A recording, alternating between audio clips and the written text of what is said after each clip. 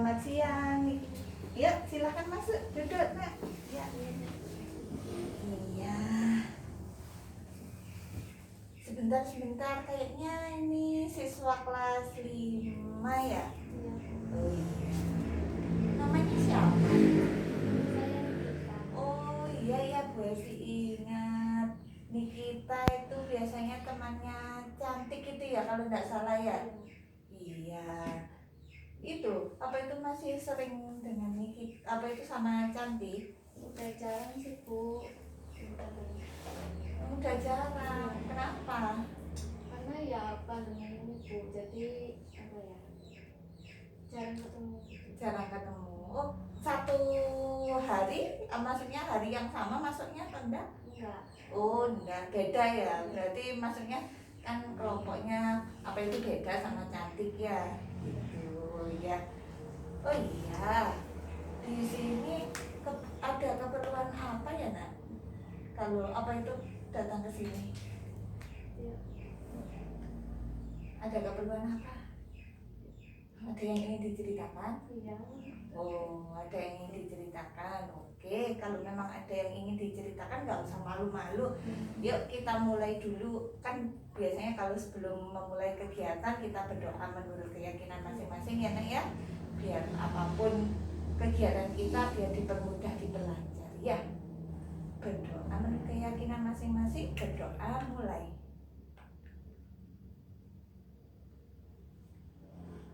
Selesai.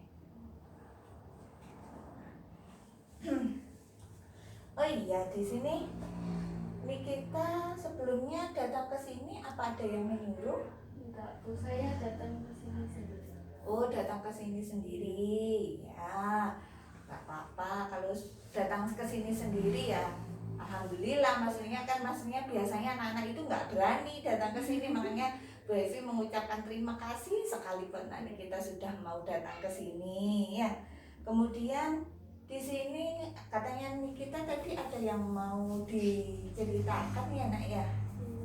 Ya, kalau memang ada yang ingin diceritakan di sini sebelumnya apa Nikita tahu nih yang namanya proses konseling? Oh, nggak tahu. Nah, sedikit ya, bisa jelaskan. Namanya proses konseling itu adalah proses layanan bantuan yang diberikan oleh konselor kepada konseli untuk menyelesaikan masalah konseli. Nah, nanti biasanya apa itu konseli itu menganalisis masalahnya sendiri, membuat keputusan sendiri, kemudian nantinya juga apa itu yang mengambil keputusan konseli sendiri seperti itu. Apakah apa itu pernah dengar yang namanya konselor sama konseli di kita? Oh, enggak pernah. Oke, kalau enggak pernah ya Bu Evi jelaskan lagi ya, ya biar maksudnya kita enggak bingung nanti selama proses ini. Nah, di sini ada namanya konselor itu adalah Bu Evi.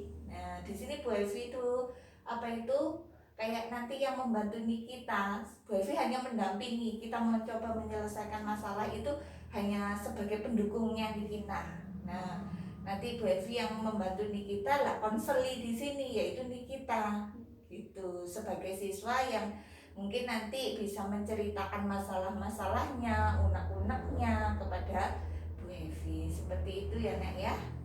Ya. Nah, di sini juga Nikita nggak perlu khawatir. Di konseling itu biasanya ada asas-asas. Nah, asasnya itu biasanya ada banyak sih sebenarnya, ada 10 asas lah, kurang lebih banyak lah pokoknya ya. Tapi yang perlu kita tahu itu paling enggak itu 3. Yang utama itu yang pertama adalah asas kerahasiaan. Nah, gimana nih kita nanti masalah yang diceritakan pasti akan Bu Evi jaga kerahasiaannya. Begitu. Jadi seandainya orang lain itu ingin mengetahui masalahnya Nikita, itu ya harus izin di kita dulu. Bu Evi ini berarti harus minta izin di kita dulu. Jadi nggak boleh langsung menceritakan ke apa itu misalkan guru gitu ya yang ingin tanya gitu ya tentang masalah Nikita. Jadi ya nggak boleh diceritakan. Jadi cukup Bu Evi sama Nikita saja yang tahu. Makanya nanti Nikita nggak usah khawatir ya. Kemudian ada namanya asas kesukarelaan. Nah, asas kesukarelaan itu biasanya gini. Kalau ini kita kan seperti tadi datang ke sini sendiri, ya kan? Nah, datang ke sini sendiri berarti itu kan maksudnya secara sukarela, Bu Evi tidak memaksa, ya. Makanya nanti nih kita bisa menceritakan tanpa perlu apa kayak apa itu namanya, tidak usah apa itu, Bu Evi nggak perlu memaksakan, nanti bisa nih kita ceritakan seperti itu, ya. Kemudian satu lagi ada namanya asas ke, kalau sudah tadi kan kepercayaan, ya, asas kemudian kesukarelaan, ada lagi keterbukaan. Nah, keterbukaan di sini dimana nih kita nanti nggak usah khawatir, maksudnya nggak usah ditutup-tutupi, ya nak ya. Kalau memang ada masalah ceritakan saja secara terbuka ke Bu Evi, ya. Jadi kita sudah nggak perlu khawatir lagi. Bagaimana nih kita? Ya, oke, kalau memang seperti itu. Nah, di sini kalau kita sudah tahu ya, Bu Evi hanya memiliki waktu paling tidak kurang lebih 30 sampai 40 menit ya nak ya. Karena habis ini Bu Evi ada kepentingan lainnya. Apakah Nikita tidak keberatan? Sudah cukup ya segitu ya nak ya. Ya, kalau sudah cukup, gak usah malu-malu nih kita, maksudnya cerita apa nanti kayaknya kita ini kan masih apa itu malu-malu, santai saja kayak biasanya kalau di kelas gitu loh ya, kayak kalau anggap Bu Evi ini kayak temannya sendiri ya, jadi kami kita nggak perlu khawatir, santai saja ya, kamu ngobrolnya santai saja. Nah, di sini tadi kan katanya nih kita ada yang ingin diceritakan nih. Nah, sekarang coba ceritakan ada apa sih nak? Tapi sebelumnya ini sudah siap ya nak ya, maksudnya kita membahas masalahnya nih kita beneran sudah siap? Oke, kalau memang benar sudah siap ya kita lanjut ya. Nah, ini kalau gitu coba diceritakan ada kendala apa? Ya ada yang mengganjal perasaan saya. Oh, mengganjal. Kalau boleh ibu tahu mengganjal ini mengganjal seperti apa ya nak ya? Ya saya nggak nyaman pas di kelas. Nggak nyaman di pas di kelas. Kalau boleh tahu kenapa tidak nyamannya saya? Ya karena pas waktu itu saya pernah dikelompokkan sama Rifki pas Iya. pelajaran bahasa Indonesia. Nah habis itu dia tuh kayak nggak mau Bu. Nggak mau itu maksudnya nggak mau bagaimana? Iya nggak mau mengerjakan gitu. Nggak mau mengerjakan. Ya, Terus nggak diajak, maksudnya sama kita diajak? iya udah saya ajak tapi dia nggak mau. Oh, nggak mau. Terus akhirnya dia gimana? Ya dia main sama teman-teman. Oh, malah main sendiri gitu ya. Oh iya. Ya, kalau seperti itu berarti kan maksudnya berarti ini di sini nih kita ada masalah dengan temannya laki-laki gitu ya. Oke, kalau memang seperti itu. Nah, dari situ apakah ini kita itu merasa bagaimana? Maksudnya setelah apa itu Rifki kayak nggak mau mengerjakan, apakah punya masalah lain? Nggak ada ya, kurang lebih seperti itu ya. Ya. Nah, kata Nikita kan tadi juga sempat tidak suka kalau dikelompokkan seperti dengan Rifki. Apakah misalkan Nikita dikelompokkan dengan teman laki-laki yang lain, apakah Nikita mau? Ya nggak mau sih Bu karena apa ya nanti takutnya sama kayak Rifki gitu. Oh, gitu. Jadi misalkan temannya Nikita itu maksudnya selain Rifki, berarti Nikita pun juga tetap nggak mau gitu kalau berkelompok. Oh, kalau nggak mau ya enggak. Memangnya kalau ibu boleh tahu ya, kenapa kok maksudnya kan itu bukan Rifki gitu saya, Ya karena nanti apa ya? sama aja Ya, gitu, kayak sama aja gitu. Nanti nggak mau ngerjakan. Oh gitu. Oke, kalau memang seperti itu ya nak ya. Nah, di sini kan kita juga apa ya, sudah punya istilahnya prasangka ya, sudah punya prasangka di mana apa itu Nikita itu menganggap teman laki-laki itu rata-rata kurang lebih kayak Rifki gitu ya. Nah, apakah maksudnya apa itu selama ini dengan adanya prasangka itu mengganggu pikirannya Nikita? Ya mengganggu sih Bu. Oh, contohnya kalau mengganggu itu mengganggu seperti apa ya? Ya kayak apa? Mengganggu aja. Mengganggu atau ada pengaruh lain ke pelajaran? Ada sih, biasanya saya itu dimarahi guru, terus juga nilainya itu jelek gitu. Yang jelek ini di mata pelajaran apa? Yang berkelompok. Yang berkelompok, oh, yang ada kegiatan kelompok, diskusi gitu ya. Oh, berarti kayak misalnya kayak bahasa Indonesia gitu. Biasanya kan kalau IPS ya kayaknya sering sama PPKN juga ada ya. Apakah berarti yang nilai lainnya enggak masalah ya? Enggak masalah, berarti hanya rata-rata dinilai kelompok itu saja ya. Oke, berarti kan nilainya Nikita ini juga mungkin karena masalah ini jadi lebih apa itu jelek-jelek ya, mungkin lebih turun ya, turun dari semester apa itu semester sebelumnya. Oh begitu, jadi bisa Devi katakan di sini karena persepsinya Nikita tentang teman laki-lakinya ya, merasa tidak suka kan dari awal, kalaupun berkelompok itu kan tidak suka ya. Kalau tidak suka makanya akhirnya yaitu tadi berpengaruh pada nilai-nilainya Nikita ya, seperti itu ya Nak ya. Oke, kalau memang seperti itu ya, di sini kan berarti kira-kira inti permasalahannya kan berarti tentang apa itu persepsinya Nikita ya Nak ya, tentang teman-temannya. Berarti Nikita sudah memang benar-benar punya anggapan bahwa sama aja gitu ya, antara teman laki-laki itu semuanya dianggap sama gitu ya di kelas ya. Oke, kalau memang seperti itu.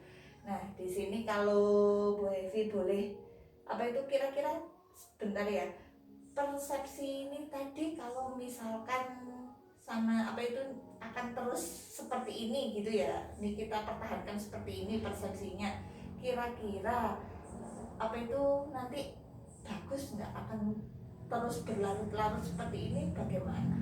Enggak sih. Nggak mau.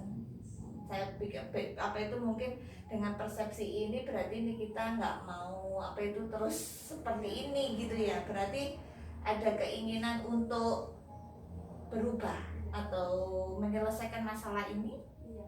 Iya, kalau memang ada keinginan untuk menyelesaikan masalah ini ya, sebenarnya nih kita kan datang ke sini untuk proses konseling ini ya. Menurut apa itu kalau harapannya nih kita sendiri apa sih untuk nanti ke depannya ini?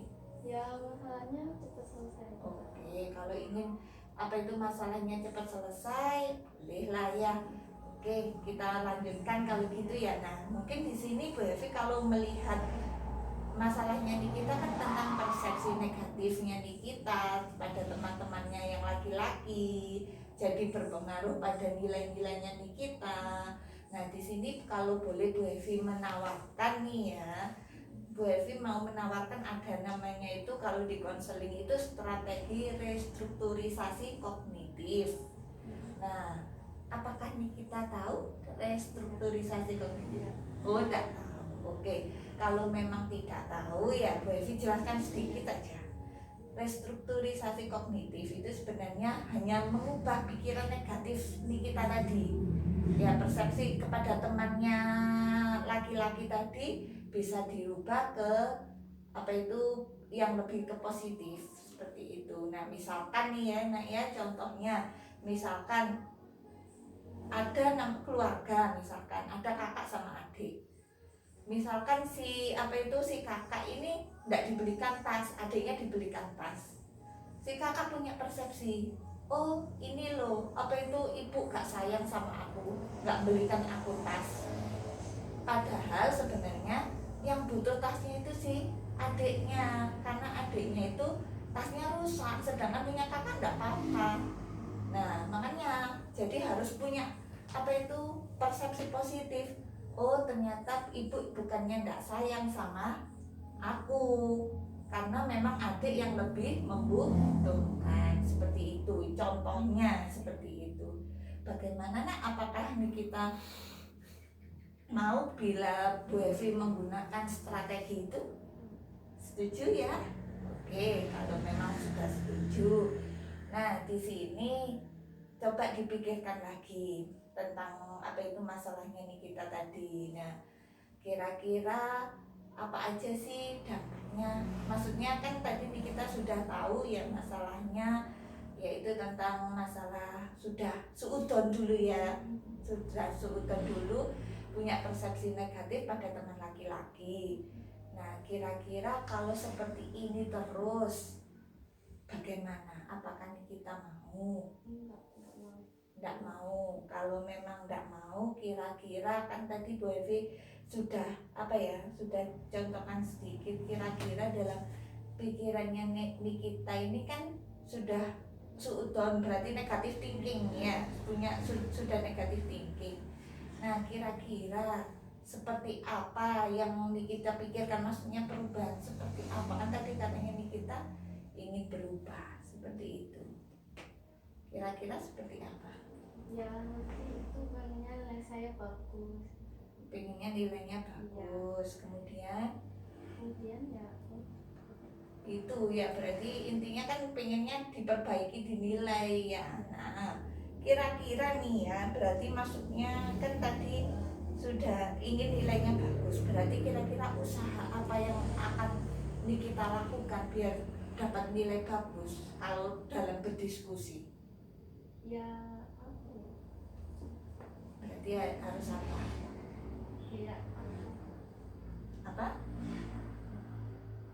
Berarti Nikita kan harus apa? Kalau sama teman laki-lakinya nggak masalah kan, apa itu kalau kamu mau nilainya bagus berarti harus apa biar maksudnya tugas itu terselesaikan dengan bagus, terdapat nilai bagus, berarti kamu harus apa? bekerja bekerja keras. sama, bekerja keras ya Ya. dengan teman laki-laki seperti itu ya.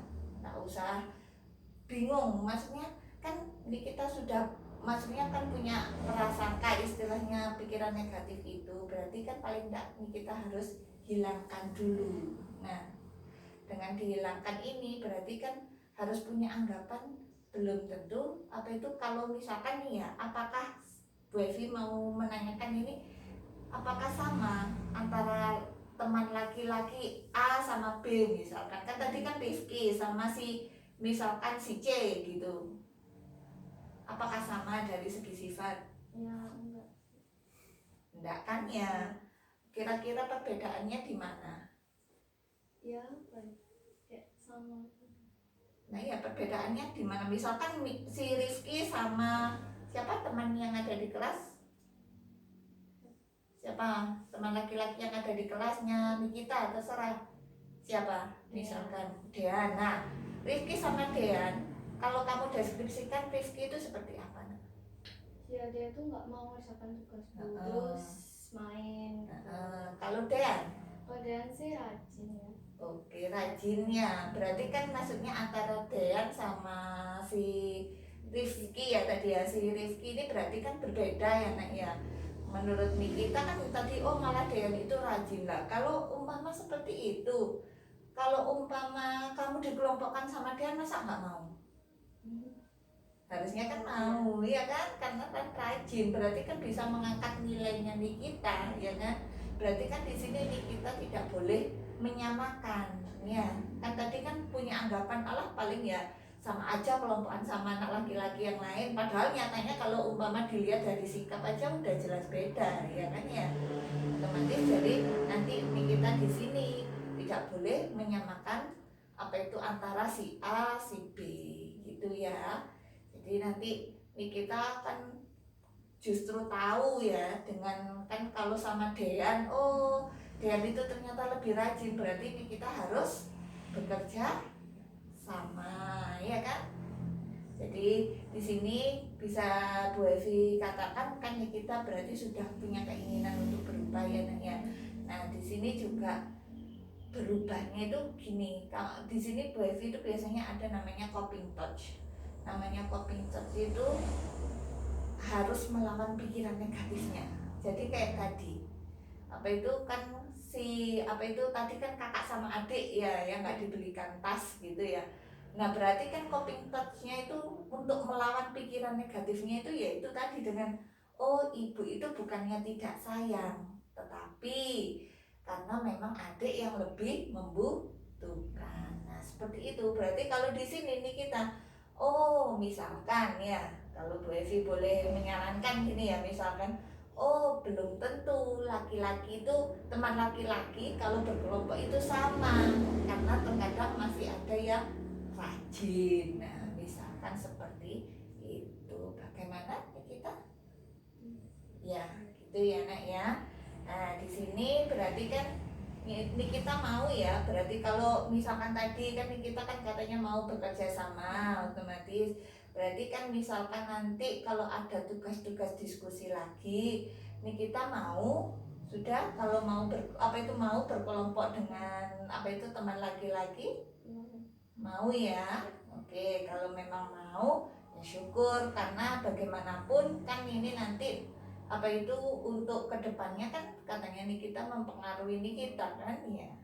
Nah misal nanti juga Bu Evi mungkin akan menyarankan satu hal, biar kamu itu kalau menanamkan pada diri kita, misalkan nih ya kalau di kelas, jika Nikita ya misalnya nih ya, jika Nikita mau bekerja sama, maka nilai-nilai Nikita akan bagus.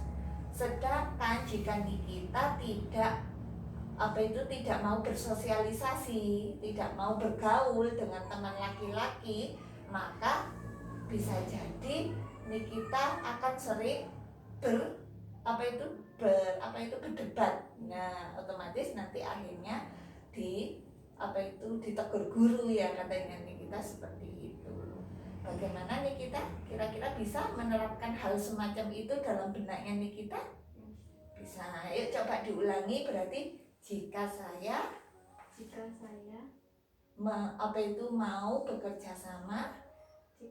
mau bekerja sama, maka nilai-nilai saya akan bagus. Oke, bagus. Terus sedangkan jika saya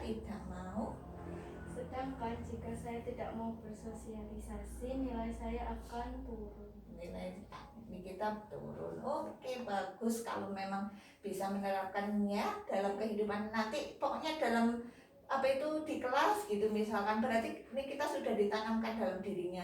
Oh iya ya, jika aku seperti ini tadi kan, berarti kan jika nih kita mau bekerja sama, berarti maka nilaiku akan bagus.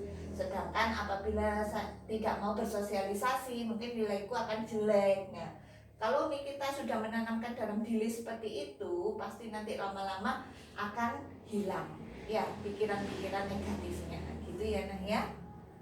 Oke, sampai di sini ada yang mungkin ingin ditanyakan? Tidak ada. Atau ingin disampaikan kita? Tidak ada. Oke, kalau memang tidak ada, di sini Bu Hevi ada namanya lembar LKPD.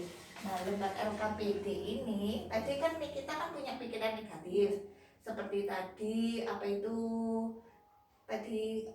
menganggap semua laki-laki itu, teman laki-laki itu sama kalau berkelompok. Nah, nanti di sini nih kamu tuliskan pikiran negatifnya apa di kolom sebelah sini ya. Nanti kemudian kan kita tadi sudah punya pikiran seperti tadi ya, berarti bahwa tidak semua teman laki-laki itu sama karakternya ya kan, tadi seperti itu ya nak ya. Nah kamu nanti tulis di sini. Nah ini nanti buat pedoman kita kalau umpama melaksanakan pada kehidupan sehari-hari, biar tahu oh saya punya acuan ini, berarti saya harus berubah ke pikiran yang positif seperti itu ya nak ya. Tapi nanti aja di rumah nggak masalah, ini kan buat pedoman kamu nanti kalau melaksanakan di kehidupan di sekolah lah istilahnya kalau kamu masuk ya. Jadi ini nanti di bawah saja, oke? Nah, oke ya. Kalau gitu sekarang bagaimana perasaannya nanti kita? Ya Udah lega? Iya. Udah lega ya. Apa masih ada unek-unek yang ingin disampaikan? Tidak ada. Oke, kalau memang tidak ada, di sini Bu Hevi lihat juga waktunya juga sudah kayaknya udah cukup ya nak ya. Bu Hevi sendiri kan juga habis gini juga ada kepentingan lain. Berarti di sini Bu Hevi acungi jempol buat kita ya bisa memutuskan sendiri. Berarti apa itu kalau bisa disimpulkan ya, Nikita di sini tadinya kan maksudnya punya prasangka negatif ke teman laki-laki kalau berkelompok ya karena nah nanti di sini Nikita apa itu sudah menemukan pikiran positifnya, yaitu menganggap teman laki-laki itu tidak apa itu memang sebenarnya tidak sama, berbeda ya. Jadi Nikita kan mau berkelompok seperti itu ya nak ya. Jadi Nikita harus lebih welcome ya sama teman laki-lakinya ya. Itu kalau apa itu kalau selama proses ini tadi kan Bu Evi menyimpulkannya seperti itu. Nah, menurut Nikita sendiri proses konseling ini tadi bagaimana? Ya, Membantu? iya membantu. Membantu ya untuk Iya. menyelesaikan masalah Nikita. Oke, kalau memang membantu menyelesaikan masalah Nikita ya syukur alhamdulillah ya nak ya. Berarti kan seenggaknya Bu Evi di sini bisa membantu Nikita seperti itu ya. Kalau memang sekarang juga perasaannya Nikita juga lebih lega itu kan ya alhamdulillah juga gitu ya nak ya. Nah di sini Bu Evi juga minta maaf kalau memang ada salah kata ya nak ya. Tapi Bu Evi acungi jempol sekali buat Nikita. Berarti nanti Nikita harus berusaha berubah biar maksudnya dalam kehidupannya tadi nilai-nilai yang jelek akhirnya terangkat seperti itu ya nak ya.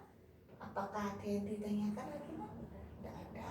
Oke kalau gitu lebih baik kita akhiri dengan berdoa ya nak ya, karena kan kita juga sudah cukup istilahnya cukup apa itu lancar lah ya untuk proses kali ini. Makanya kita berdoa dulu menurut keyakinan kita masing-masing. Berdoa dipersilakan. Iya berdoa selesai. Oke. Saya pamit. Iya kita. Oke. Makasih ya. Iya. Makasih ya. Selamat siang.